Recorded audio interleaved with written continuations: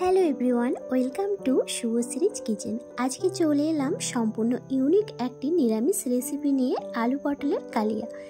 এইভাবে রান্না করলে যারা পটল খেতে পছন্দ করেন না তারাও কিন্তু হাসি মুখে খেয়ে নেবে। এছাড়াও এইভাবে পটল রান্না করলে মাছ মাংসের স্বাদকেও কিন্তু হার মানাবে। আসুন তাহলে আজকের এই নিরামিষ আলু পটলের কালিয়া রেসিপিটি দেখে নেওয়া যাক। প্রথমেই আমি এখানে পটল আর আলুগুলোকে খোসা ছাড়িয়ে ভালো করে জলে ধুয়ে পরিষ্কার করে নিয়েছি। আর এখানে নিয়েছি আদা জিরের পেস্ট, বেশ কিছু 6-7টা মতো কাজু পেস্ট আর একটা টমেটোর পেস্ট। আজকে রান্নার এই মশলা। আর নিয়েছি কয়েকটা কাঁচা লঙ্কা। এখানে পরিমাণগুলো আপনারা আপনাদের মতো করে নেবেন, আমি এখানে আমার মতো করে পরিমাণটা নিয়ে নিয়েছি। এখন গ্যাস অন করে কড়াই বসিয়ে দিয়েছি। এবার এর মধ্যে দিয়ে দিচ্ছি 2 থেকে 3 চামচ সরষের তেল। প্রথমে আলু আর পটলগুলোকে ভালো করে ভেজে নিতে হবে। এখন আলু আর পটলের মধ্যে দিয়ে দিচ্ছি 1 চামচ লবণ আর হাফ চামচ হলুদের গুঁড়ো দিয়ে ভালো করে আলু পটলের সাথে মিক্স করে নিতে হবে। এখন অপেক্ষা করতে হবে আলু আর পটল যতক্ষণ না পর্যন্ত লাল হয়ে ভাজা হয়ে আসছে, ততক্ষণ এটাকে কন্টিনিউ হাতের সাহায্যে এভাবে নাড়তে থাকতে হবে। আর এখানে মাথায় রাখবেন গ্যাসের ফ্লেমটা যেন লো টু মিডিয়ামে থাকে। তো এবার দেখুন আলু আর পটলের কালার চেঞ্জ হয়ে গেছে। এই অবস্থায় আমি এখন এগুলোকে ভালো করে তেল ঝরিয়ে তুলে নেব।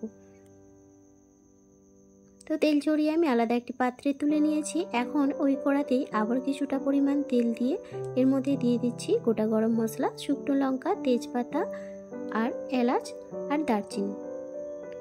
তো ফোড়নটা 1 মিনিট মতন ভাজা হয়ে গেলেই সুন্দর একটা দেখবেন স্মেল আসবে। এবার আমি যে মশলার পেস্টটা করে রেখেছি আদা আর গোটা জিরের, সেটা আমি দিয়ে দেব। এখানে চাইলে আপনারা গুঁড়ো মশলা ব্যবহার করতে পারেন। আদা আর জিরের বাটার পেস্টটা দিয়ে দেওয়ার পরে এখন এর মধ্যে দিয়ে দিয়েছি হাফ চামচ হলুদের গুঁড়ো আর দিয়ে দেব 1 চামচ মতো কাশ্মীরি লঙ্কার গুঁড়ো। এটা চাইলে আপনারা নাও দিতে পারেন, আমি এখানে এটা ব্যবহার করছি সুন্দর একটা কালারের জন্য। আদাটাকে 1 মিনিট ভালো করে কষিয়ে নিতে হবে, যাতে আদা আর জিরের মধ্যে যে কাঁচা গন্ধটা থাকে সেটা যাতে চলে যায়। 1 মিনিট কষিয়ে নেওয়ার পর আমি এখানে যে টমেটোর পেস্টটা করে রেখেছি সেটা দিয়ে দিলাম। আবারও এটাকে 1 মিনিট ভালো করে আমি কষিয়ে নেব। আর মশলা যতই ভালো করে কষাবেন ততই কিন্তু সবজির টেস্ট হবে। মশলা যদি কষানো না ভালো হয় তাহলে কিন্তু সবজি খেতে ভালো লাগে না, সেই সাথে কালারটাও কিন্তু সুন্দর আসে। এরপরে আমি কাজুর পেস্টটা দিয়ে দিলাম। এখানে 6 থেকে 7টা কাজু আমি বেশি করে জল দিয়ে একটু পেস্ট করে নিয়েছিলাম। এই কাজুর পেস্টটা দিলে কি হয়, সবজিতে একটা গ্রেভি গ্রেভি ভাব আসে, তেমনি খেতেও কিন্তু দারুণ লাগে। যারা এখনও এইভাবে এই রেসিপিটা ট্রাই করেনি অবশ্যই আপনারা একবার হলেও এই রেসিপিটা ট্রাই করে দেখতে পারেন। যারা পটল খেতে পছন্দ করে না তারাও কিন্তু খুব পছন্দ করবে এই রেসিপিটা, আপনারা একবার হলেও ট্রাই করে দেখতে পারেন। তো এরপর আমি এখানে মশলা ধোয়ার জলটা দিয়ে দিলাম, দিয়ে আবারও 1 মিনিট মতো ভালো করে এটাকে কষিয়ে নেব যতক্ষণ না এই মশলা থেকে তেল ছেড়ে বেরিয়ে আসছে। তো দেখুন 1 মিনিট মতো ভালো করে কিন্তু কষিয়ে নিয়েছি। আস্তে আস্তে এর থেকে তেল ছাড়তে শুরু হয়েছে। এবার যে আলুটা আমি ভেজে রেখেছি সেটা দিয়ে দেব।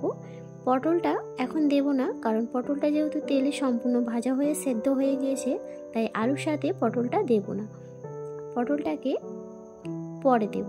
তাই আলুটা দিয়ে দেওয়ার পর মশলার সাথে আবারও ভালো করে কিন্তু কষিয়ে নিতে হবে। আলু পটলের এই নিরামিষ কালিয়া রেসিপিটি মাছ মাংসের স্বাদকেও কিন্তু হার মানে। যে কোনো নিরামিষ দিনে আপনি কিন্তু এইভাবে এই রেসিপিটা ট্রাই করে দেখতে পারেন, আপনার বাড়ির প্রত্যেকেই কিন্তু হাসি মুখে খেয়ে নেবে। আলুর সাথে মশলাকে ভালো করে কিন্তু আমি কষিয়ে নিয়েছি। এখন এর মধ্যে জল দিয়ে দিচ্ছি।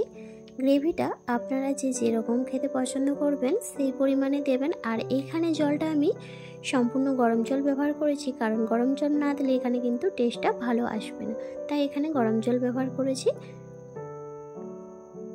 এখানে আলুটা ভাজার সময় দেখবেন যতটা পরিমাণ সেদ্ধ হয়ে যায় সেই পরিমাণটা দেখে আপনারা জলটা দেবেন। ভাজার সময় কিন্তু অর্ধেক আলু সেদ্ধ হয়ে গিয়েছে। এবার আমি এই জলের মধ্যে দিয়ে দিয়েছি 2 থেকে 3টে কাঁচা লঙ্কা, স্বাদ মতো লবণ আর চিনি। পরিমাণটা আপনারা টেস্ট করে নেবেন, আমি এখানে আমার মতো করে আমি টেস্ট করে নিয়েছি। এখানে আমি চিনি ব্যবহার করেছি স্বাদ ব্যালেন্সের জন্য, খুব সামান্য পরিমাণে চিনি দিয়েছি। যেহেতু এটা সম্পূর্ণ নিরামিষ রান্না তাই চিনিটা দিলে সবজির মধ্যে টেস্টটা খুলবে, নাহলে কিন্তু টেস্টটা খুলবে না।